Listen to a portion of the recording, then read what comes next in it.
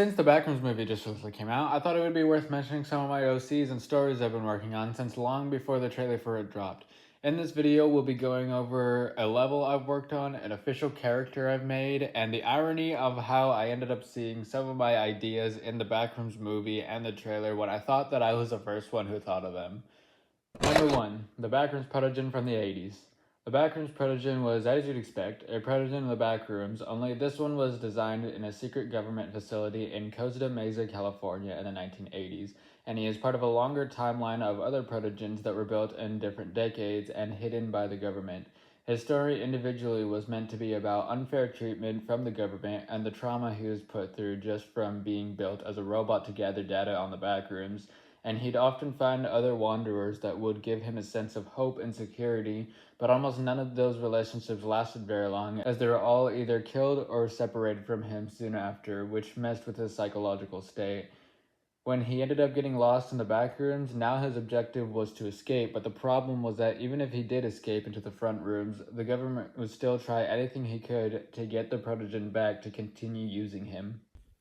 The 1980s Protogen one was also supposed to be 2D animated, but I would have loved to see some real recreations of the 1980s version of the Protogen as a fursuit or something. I thought that would have been super cool. Number 2, the Backroom story that takes place in the 50s. The concept of this idea was that the Backrooms had rooms that were parallel to our world. So basically, if there was a neighborhood, there would be a part of the Backrooms that looks like that neighborhood, but instead it would be made of walls instead of what the neighborhood was actually made of. And this was the idea that was inspired by other interdimensional media and theories that there could be another you or another dimension that looks like you.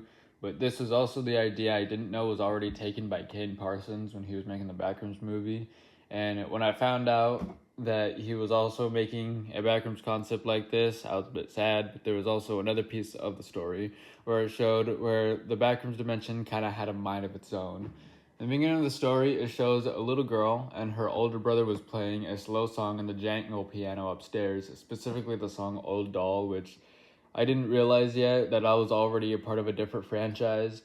But anyway, she was feeling the wall as she was noticing something felt a bit off about the wall in her room. So she puts her hand through the wall and discovers the Backrooms.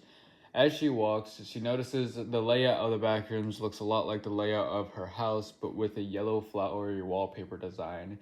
And instead of ceiling tiles, the ceiling was made of a more Victorian version with carved wood.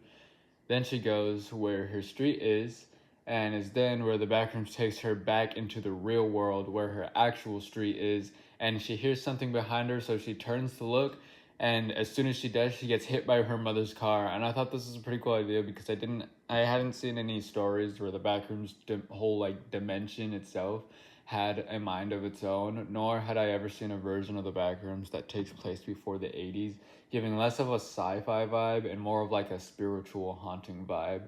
And I envisioned that the older version of the Backrooms would not only look slightly different from the version we're familiar with, but also the Backrooms music would also have a completely different feel from it, from the electronic music, liminal space horror soundtracks that we're used to.